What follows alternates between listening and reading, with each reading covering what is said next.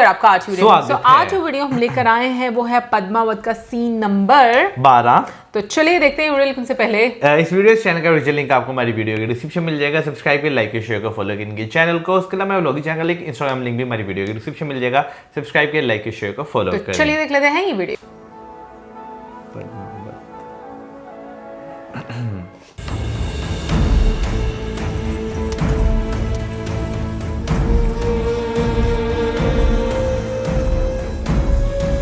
कुछ colour correction भी इस तरह के है ना, विंटेज टाइप थोड़े से, मतलब कलरफुल भी है और विंटेज भी है।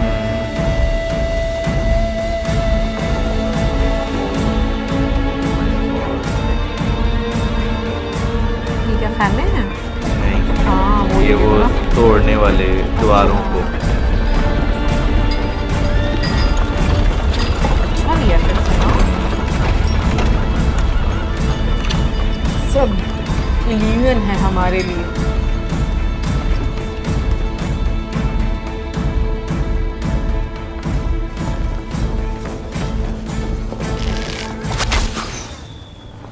कहीं दूर से चला जाता होगा। एक्सपर्टीज अंदर आ गए।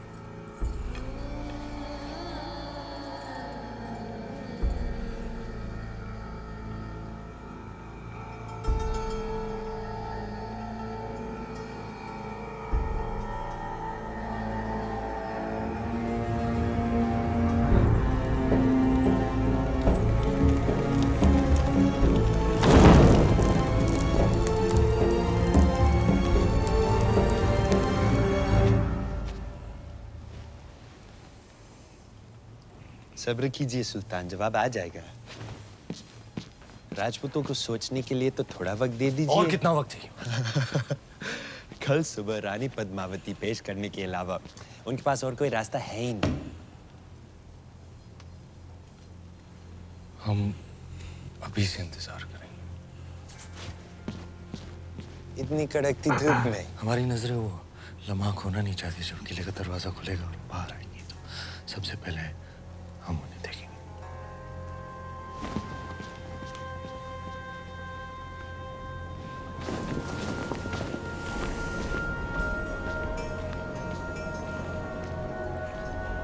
किला कितना अच्छा बनाया ना।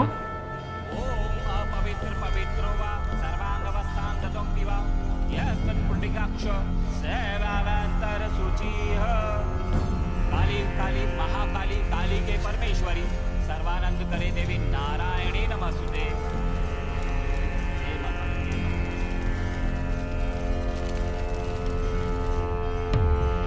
जय भवानी। बड़ी शायद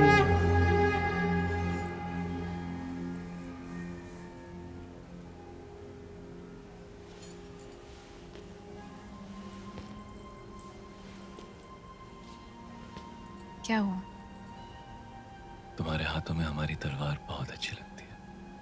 ये तलवार ही तो शतरानियों का सबसे कीमती गहना है, हमारा गुरूर है। गुरूर है तो फिर आंखें क्यों नम है? हमारे युद्ध से वापस न आने का डर। डर नाम का गहना पद्मावती ने कभी पहना ही नहीं। क्या आज रात हम आपसे कुछ मांग सकते हैं? दिल से ज्यादा हम कुछ दे नहीं सकते और दिल से ज्यादा आप कुछ मांगेंगी नहीं। मांग सकते हैं।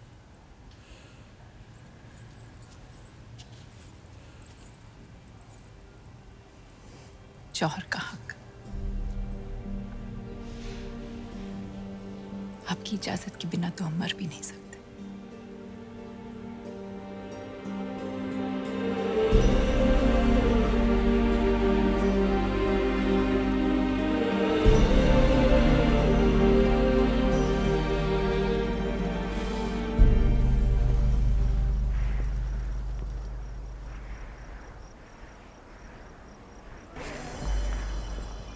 यलगार हो।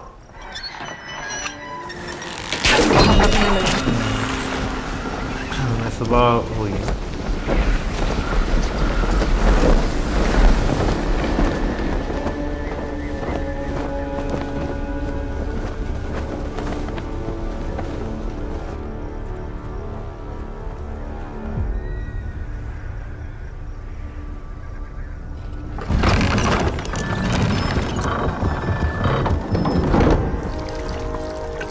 आग लगा के। ये क्या ले आया अलाउद्दीन? ऐसा शस्त्र तो पहले कभी नहीं देखा।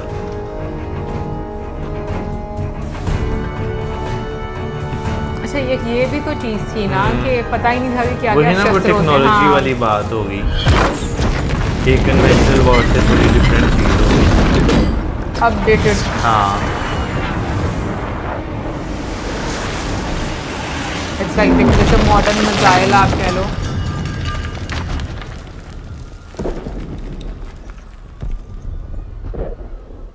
हमारे जाने का वक्त आ गया है।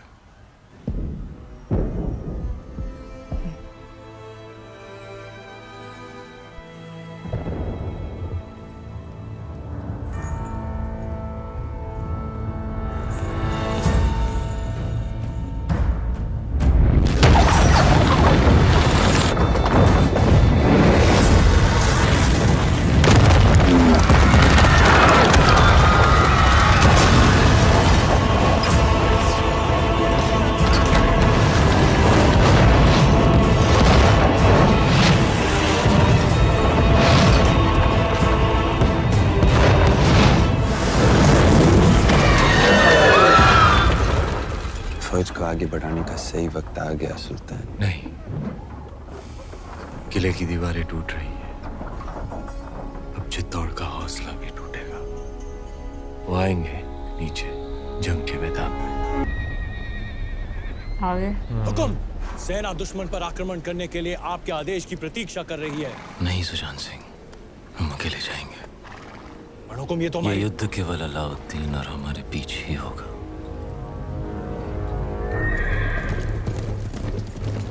हुजूर, अब ये अकेला किस इरादे से आ रहा है? सुल्तान से जंग करने, और क्या। आप कहे तो हम जाए? नहीं, लोहे को लोहा ही काटता है।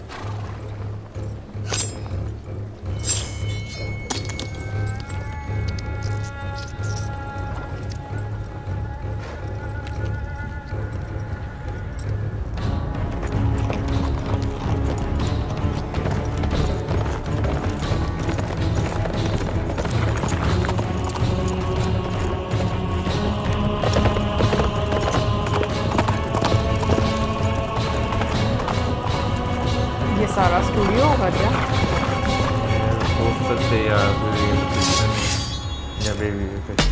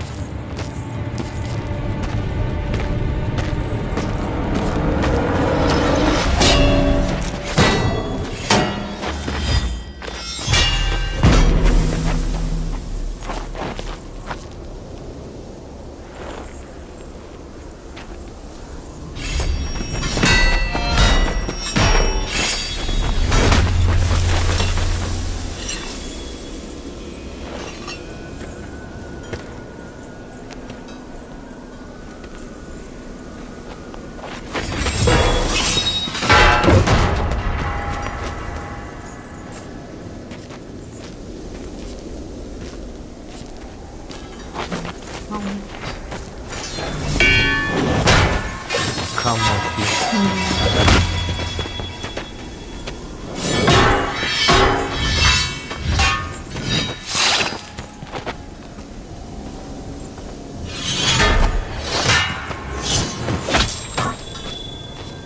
लगी है क्या?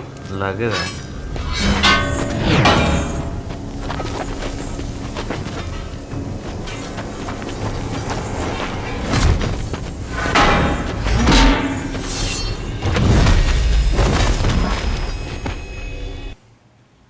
ओके, ऐसे इतना ज़्यादा इस सीन में आप इन्वॉल्व हो जाते हो ना कि कब ख़त्म हुआ पता भी नहीं चला।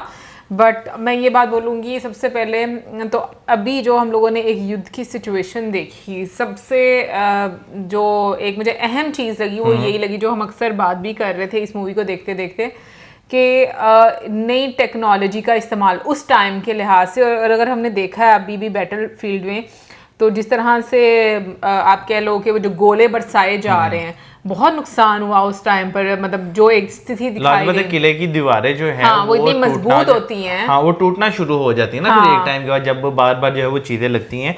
लेकिन जो है ना स्टार्टिंग में जो एक तीर के साथ जो है पैगाम जो है वो फेंका जो है वो जाता है, तो अब उसमें ये तो नहीं बताया कि वो क्या लिखा था, लेकिन यही डिमांड की गई होगी कि रानी पद्मावत जो है उन्हें भेज दिया जाए यही सुल्तान बाद के। में कैफूर और जब खिलजी के बीच में डायलॉग होता है तो यही बात हो रही होती है कि उनको कि बुलाने सुल्तान के के लिए। हवाले जो है वो कर दिया जाए, लेकिन जो रानी पद्मावत है वो उसे जो है वो जला देती ताकि कोई और जो है वो ना पढ़ पाए। लेकिन वहां पर जो है जो महाराज रतन सेन है उनके जो फेशियल एक्सप्रेशन है कहीं ना कहीं वो देख उन्हें समझ आ जाती है कि वो क्या डिमांड चाहते हैं। उन्होंने की है। बिल्कुल। और जैसे बाद में एक सीन आता है जहां पर रानी पद्मावत जो है वो जौहर के लिए एक आप कह लो कि इजाजत मांगती हैं। आई मीन वो सीन काफी ज्यादा आप कह लो कि कैसा था, जहां पर आपको ना मतलब अफसोस होता है यार कि लाइक किस तरह से एक जो ईगो है वो इतने सारे लोगों की जान लेती है और बर्बाद करके रख देती है।